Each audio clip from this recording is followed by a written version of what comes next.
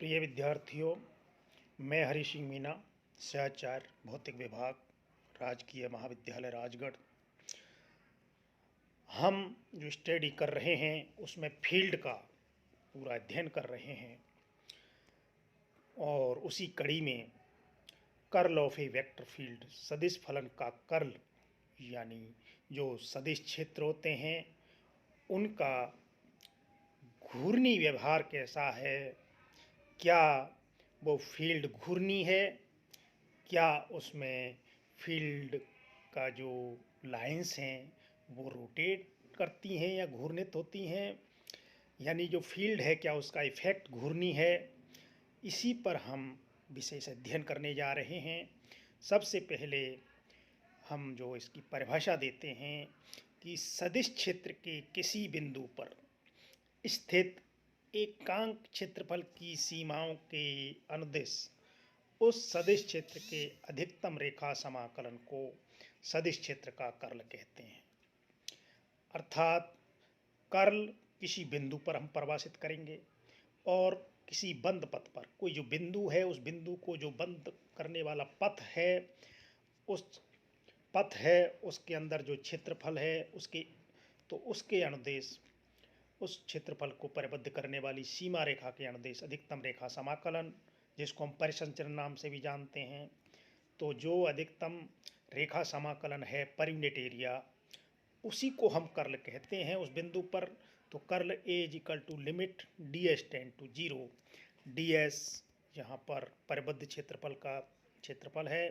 और सी जो क्लोज्ड पथ है उसकी बाउंड्रीज है, उस पर पूरे पथ के अनुदेश रेखा समाकलन ए dot D L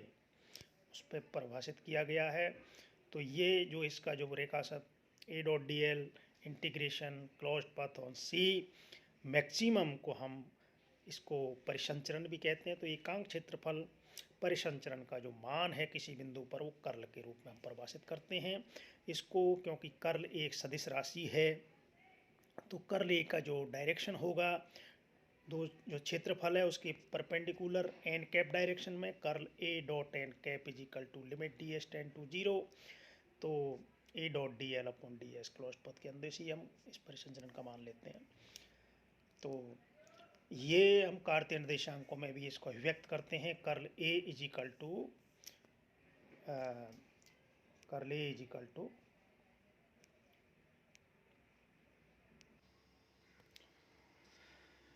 curl A is equal to del cross A, अर्थात हमें डेल क्रॉस ए के रूप में कर्ल को अभिव्यक्त करना है। और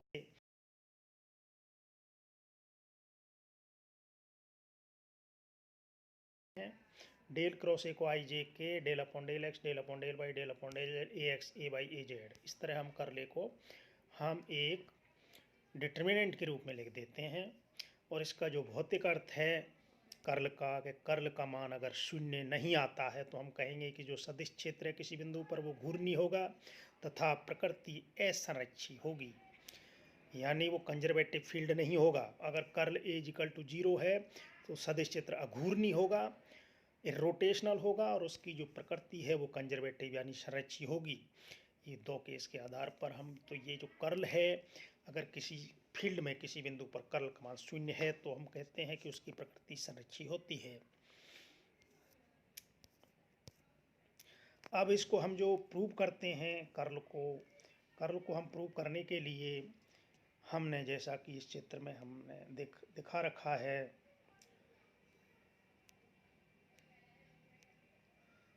यहाँ पर ये जो बिंदु है ओ बिंदु है और इस बिंदु पर जो सदिश क्षेत्र का मान है वो A x e by A z के रूप में परिभाषित है, इस चित्र में हम देख रहे हैं। और इसको बिंदु को हमने परिबद्ध कर रखा है एक डी एक्स डी वाई वाले क्षेत्रफल से, जिसकी boundary D x D Y से परिबद्ध की हुई हैं। डी एक्स अगर इसकी चौड़ाई है तो लंबाई इसकी डी वाई है। तो इस तरह एक आयताकार एक क्लोज्ड पाथ हमने बना लिया है सिंप्लिसिटी के लिए, और इसके आधार पर हम डी एक्स डी वाई के रूप में हम इसका क्षेत्रफल लेते हैं और इस पर यूनिट एरिया से यानी डी एक्स डी वाई के पर यूनिट एरिया से इस क्षेत्रफल के अनुदेश यानी पी क्यू आर एस की एक पर्टिकुलर संचरित दिशा में हम संचरित करते हुए हम ये इसका परिसंचरण कैलकुलेट करेंगे, यानी एक रेखा समाकलन को हम कैलकुलेट करेंगे पी से क्यू तक, क्यू से आर तक, आर से एस तक, एस से पी तक। लेकिन हम इसमें सबसे पहले ये देखना चाहेंगे कि इसमें पी क्यू के अनुदेश जो क्षेत्र, जो आपका सदिश क्षेत्र है, अगर ओ बिंदु पर उसका मान ए एक्स है एक्स घटक का, तो पी क्यू दिशा में चूंकि हम एक्स अक्ष के अनुदेश चल रहे हैं, तो एक्स अक्ष के अनुदेश पी क्यू लाइन पर जो क्षेत्रफल, जो सदिश क्षेत्र का मान होगा वो ए एक्स माइनस, चूँकि यहाँ पर minus D by upon D, ये जो ओ बिंदु है ये सेंटर में है डी एक्स डी वाई के, तो डी वाई बाई टू दूरी पर ये जो पी क्यू जो रेखा है इसके अनुदेश जो क्षेत्र पर ये कि सदिश क्षेत्र में जो कमी आएगी ए x minus del A x upon del y, यानी ए एक्स में वाई के साथ जो परिवर्तन है del A x upon del Y, तो ये डी बाई टू दूरी पर जाकर के इसमें जो कमी हो रही है del x upon del Y into D by two, तो ये डी बाई टू वाली चीज़ हम इस पर करेंगे। ये डी बाई टू पे हमें विशेष ध्यान देना। तो डी बाई टू डिस्टेंस पे जाकर के जो फील्ड में जो कमी आई है del x upon del Y d by upon two A x minus करके, तो ये A x minus del x upon del Y d by two. ऐसे ही हम इस सदिश क्षेत्र का जो मान है इस क्यू आर लाइन पर देखते हैं, तो इसमें चूंकि ये लाइन बाई एच के अनुदेश है, तो इसमें ए बाई प्लस, क्योंकि ये प्लस दिशा में अग्रसर है क्यू से आर की तरफ, तो इसमें हम तीर का निशान भी इसमें लगा लेंगे। और A by plus del A by upon del x और डी एक्स बाई टू, चूँकि ये जो है डी एक्स बाई टू दूरी पर ये डिस्टेंस पे जाकर के ये डी बाई वाली लाइन है, तो डी एक्स बाई टू दूरी पर जो del x upon del X इसमें जो चेंज आएगा वो प्लस के रूप में आएगा, क्योंकि प्लस डायरेक्शन में हम d x by two change कर रहे हैं इसमें, इसलिए A x plus del x upon del y. इसी तरह हम आर से एस वाली जो लाइन है उस पर क्षेत्र का जो मान है वो चूँकि एक्स दिशा में जो है उसके बिल्कुल नेगेटिव हो जाएगा, तो माइनस ए एक्स प्लस, अब चूँकि यहाँ पर ए एक्स है और ये प्लस दिशा में, तो ये जो डिफरेंस आएगा ये आएगा, ऐसे प्लस दिशा में ये है तो नेगेटिव दिशा में उसका नेगेटिव हो जाएगा, तो नेगेटिव, तो एक जो इधर ही ये इसका है उसका इधर माइनस नेगेटिव रूप में हम लेंगे,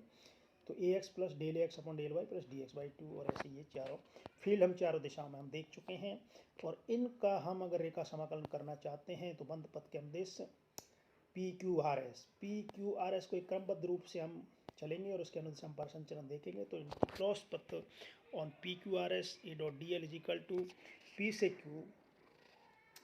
जहाँ पर पी से क्यू पे क्षेत्र का मान तो ये है और उसमें जो दूरी चली गई है डी एक्स है, तो ये हो जाएगा, ऐसे क्यू से आर हो जाएगा, आर से एस में हो जाएगा और एस से पी में हो जाएगा। तो हम चार इंटीग्रेशन लेंगे चारों क्लोज पथ के अंदर, और ये जो टोटल इसको सिंप्लीफाई करेंगे तो del x upon del x minus del x upon del Y D x D Y, ये क्लोज पथ के अनुदेश जो टोटल ये आया है।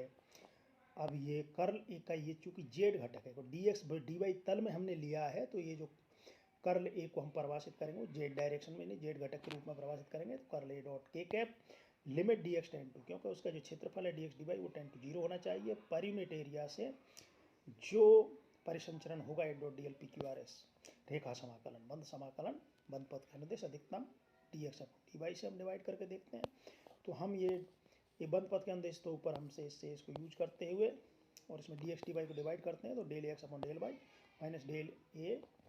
और एक्स रखते हैं del upon del Y D x D y. तो ये कर्ल ए का जेड घटक आया, इसी प्रकार कर्ल ए का एक्स घटक आएगा, इसी कर्ल ए का वाई घटक आएगा। कर्ल ए का जेड घटक जब हम लिख रहे हैं तो del A x upon del x del upon del y, यानी जेड घटक है तो x by Z x by, अगर एक्स घटक है तो हम लिखेंगे by z del upon del y A Z minus del upon del z e x, मतलब क्रमबद्ध चलेगा। एक्स घटक लिखना है तो del upon del y, x के बाद वाई आता है तो हम डेल अपॉन डेल वाई कहेंगे ए जेड माइनस,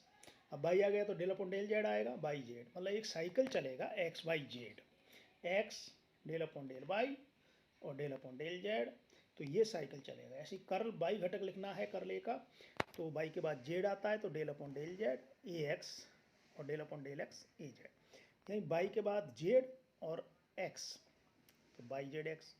और जेड घटक रहे तो एक्स बाई, तो इस तरह हम क्रमबद्ध एक्स बाई जेड का जो चक्र है एक्स बाई जेड इस तरह उस क्रमबद्ध तरीका से हम इसको लिख सकते हैं सिमेट्री बेस पर। और इन तीनों कर्ल को अगर हम जोड़ देते हैं, कर्ल का एक्स घटक आई कैप, कर्ल ए का वाई घटक जे कैप, कर्ल ए का जेड घटक, तो ये जो निकल के आएगा del x upon del x minus A del, इन तीनों का आई कैप घटक वाई घटक, ये सारा हम इसको तीनों को जोड़ के जो लिख रहे हैं उसको हम मैट्रिक्स फॉर्म में आई जे के del upon del x del upon del Y del upon del Z A x A Y A Z, एक कॉम्पैक्ट फॉर्म में हम इसको इस तरह लिख देते हैं। तो कर्ल ए का ये जो है इसका जो डिटर्मिनेंट फॉर्म में हम इसको यानी कार्तीय निर्देशांकों में इस तरह हम व्यक्त कर देते हैं। तो ये इसका कंप्लीट डेरिवेशन है। तो आपको परीक्षा में भी यही पूछा जाएगा, परिभाषा पूछी जाएगी